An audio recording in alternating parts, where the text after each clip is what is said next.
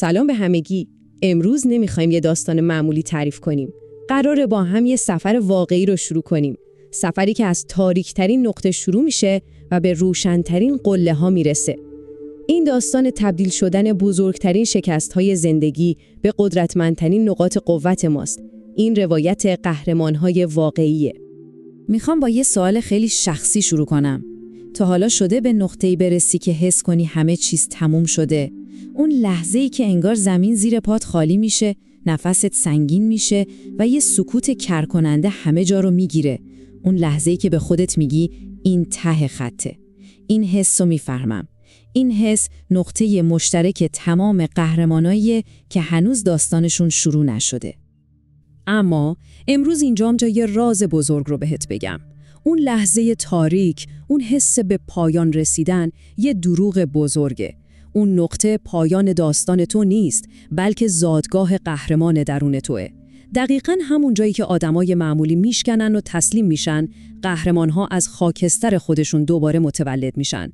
پس اگه الان توی اون نقطه ایستادی، بهت تبریک میگم، چون تو توی بهترین نقطه برای یه شروع حماسی قرار داری. خب، آماده وارد بخش اول بشیم؟ اینجا میخوایم ببینیم چطور عمیق‌ترین دره‌ها میتونن تبدیل بشن به محکم‌ترین سکوهای پرتاب. اما قبلش ازت میخوام به این سوال فکر کنی. سخت‌ترین لحظه زندگیت، اون لحظه‌ای که فکر کردی دیگه واقعاً نمیتونی ادامه بدی، چی بود؟ جواب این سوال کلید اولین قدم توئه. هر داستان بزرگی که شنیدی با یه سقوط بزرگ شروع شده. داستان مریم رو تصور کن. یه مادر تنها با 2 بچه که بعد از جدایی حتی پول اجاره یه اتاق کوچیک رو هم نداشت. شبها وقتی بچه‌هاش میخوابیدن به سقف خیره میشد و تنها چیزی که حس میکرد ترس بود. یا علی، یه کارآفرین جوون و با استعداد که تمام سرمایه‌اش رو توی کسب و کار از دست داد. ورشکستگی فقط پولش رو نگرفت، غرورش رو هم شکست. اونقدر که از شرمندگی ماه‌ها تلفن خانواده‌اش رو هم جواب نمیداد. اینها داستان‌های خیاری نیستن. اینها دردهای واقعی هستن که زمینه‌ساز صعودهای بزرگ میشن. اما نکته جادویی دقیقاً همینجاست. مریم یه جمله فوق‌العاده داره. اون میگه وقتی به نقطه‌ای میرسی که دیگه هیچی برای از دست دادن نداری، تازه آزاد میشی که هر چیزی رو که میخوای بسازی. میدونی معنی این جمله چیه؟ یعنی ترس بزرگترین زندان ماست. ترس از شکست، ترس از قضاوت، ترس دست دادن. وقتی همه چیز رو از دست میدی، از این زندان آزاد میشی. این آزادی قدرتمندترین سلاح تو برای ساختن یه امپراتوری جدیده. اگه این بخش رو درک کردی، با ما همراه باش و اگه دوست داشتی توی کامنت ها بنویس سخت‌ترین لحظه زندگی چی بوده. حالا میرسیم به لحظه جادویی تغییر. اون جرقه‌ای که تمام تاریکی رو روشن میکنه. اما اون جرقه چیه؟ یه معجزه بزرگ؟ نه، یه تصمیم ساده. سوال اینجاست، آیا واقعاً یه تصمیم کوچیک و به ظاهر بی اهمیت میتونه سرنوشت یه آدم رو برای همیشه تغییر بده؟ قهرمان‌ها شانسی به دنیا نمیان. اونها با یه تصمیم ساخته میشن. یه تصمیم کوچیک اما سرنوشت ساز.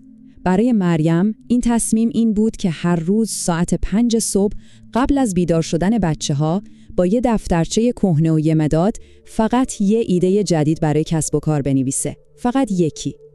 برای علی این تصمیم این بود که هر روز فقط یه تماس تلفنی بگیره.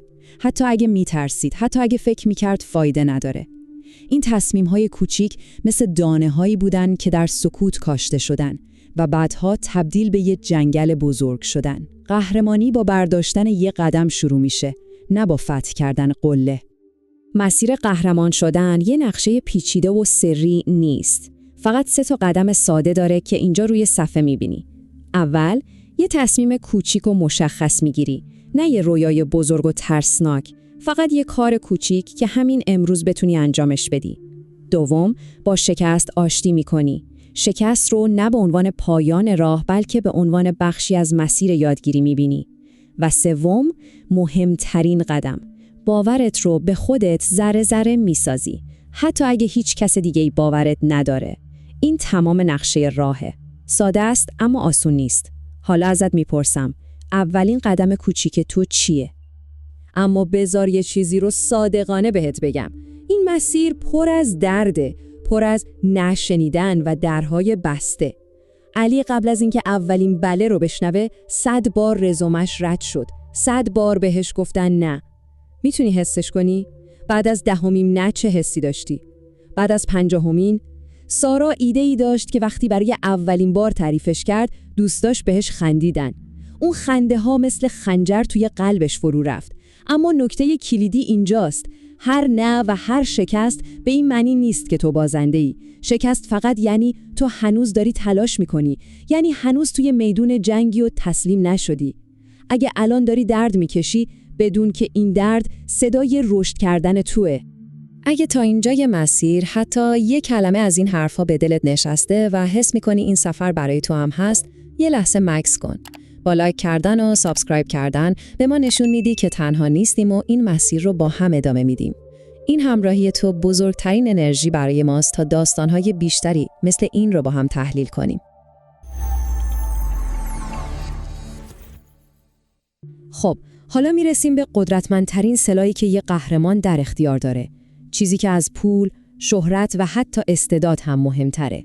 چیزی که وقتی تمام دنیا بهت شک دارن، تو رو سر پا نگه میداره. سوال اینه، قدرت واقعی و پنهان قهرمان‌ها چیه؟ قدرت واقعی یه قهرمان باوره. نه امید واهی، نه مثبت اندیشی‌های سطحی، بلکه یه باور عمیق و درونی به خودت و به مسیری که در پیش گرفتی. باوری که مثل یه سپر نامرئی تو رو از تیرهای تردید و ناامیدی محافظت میکنه. باوری که وقتی در تاریکی مطلق هستی در گوشت زمزمه میکنه ادامه بده، صبح نزدیکه. این باور چیزی نیست که باش به دنیا بیای، چیزیه که باید بسازیش. اما این باور چطور ساخته میشه؟ با تمرین روزانه، مثل یه عضله که باید تقویتش کنی. مریم هر روز صبح چشماشو میبست و موفقیتش رو با تمام جزئیات تجسم میکرد. بوی دفتر کار جدیدش، صدای مشتریهای راضی، حس افتخاری که در چهره بچه‌هاش میدید. علی هر شب قبل از خواب بعد از یه روز پر از نشنیدن شنیدن توی آینه به خودش نگاه میکرد و میگفت من هنوز تموم نشدم. فردا دوباره تلاش میکنم. و سارا یه جمله روی دیوار اتاقش نوشته بود که اولین چیزی بود که صبح میدید. اون جمله این بود: تا وقتی ذهنم شکست نخوره هیچ چیز نمیتونه منو بشکنه. این جمله ورد جادویی سارا بود. سپر اون در برابر تمام شک‌ها. این یه تمرین ساده اما فوق‌العاده قدرتمنده. همین الان یه جمله که بهت قدرت میده رو پیدا کن و یه جایی بنویس که هر روز ببینیش. جمله باور تو چیه؟ توی کامنت ها برامون بنویس. و بالاخره رسیدیم به بخش آخر، به نقطه اوج، به لحظه طلوع خورشید بعد از یه شب طولانی. جایی که تمام اون سختی‌ها، تمام اون اشک‌ها و تمام اون باورها نتیجه میده. اما این بخش فقط درباره مریم، علی و سارا نیست. این بخش درباره توئه، درباره قهرمانی که قراره از تو متولد بشه. در سفر هر قهرمانی یه نقطه عطف وجود داره. یه لحظه جادویی، یه جرقه کوچیک امید که مسیر رو برای همیشه تغییر میده. این لحظه معمولاً یه اتفاق بزرگ و پرسر و صدا نیست. خیلی وقتا یه چیز کوچیک و غیر منتظر است. یه نسیم ملایم که بهت میگه در مسیر درستی. همه چیز با عدد 1 شروع شد. برای مریم اون جرقه فقط یک تعریف ساده از اولین مشتریش بود که بهش گفت کارت بی‌نظیره، من تو رو به همه معرفی میکنم.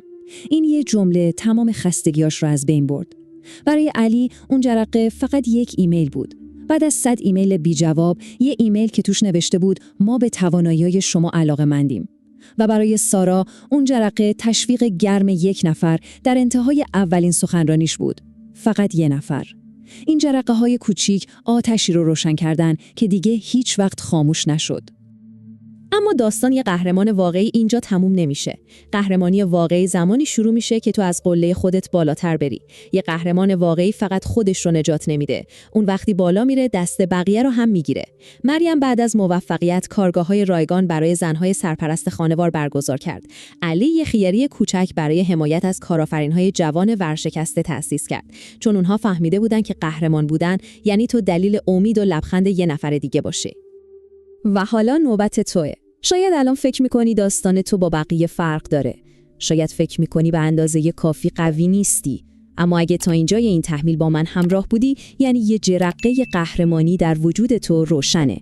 این دنیا به مهندس و دکتر و هنرمند نیاز داره، اما بیشتر از همه به قهرمان‌های جدید نیاز داره.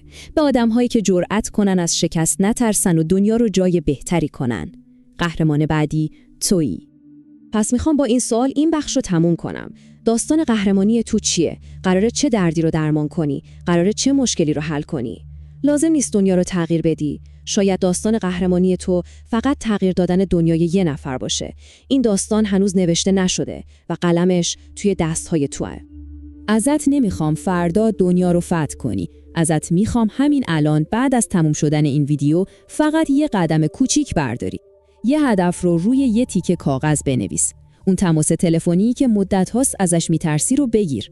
یا فقط برو جلوی آینه، به خودت لبخند بزن و بگو من میتونم. کامل نباش، فقط شروع کن. اگه این داستان تونست حتی یه جرقه در وجودت روشن کنه، با سابسکرایب کردن در کانال ما این سفر رو با هم ادامه بده. تحلیل بعدی ما یه نقشه راه عملی و قدم به قدمه برای اینکه چطور میتونی مسیر قهرمانی خودت رو از همین امروز شروع کنی. اون رو از دست نده. یادت باشه تو این مسیر تنها نیستی. ما با همین راه رو میریم.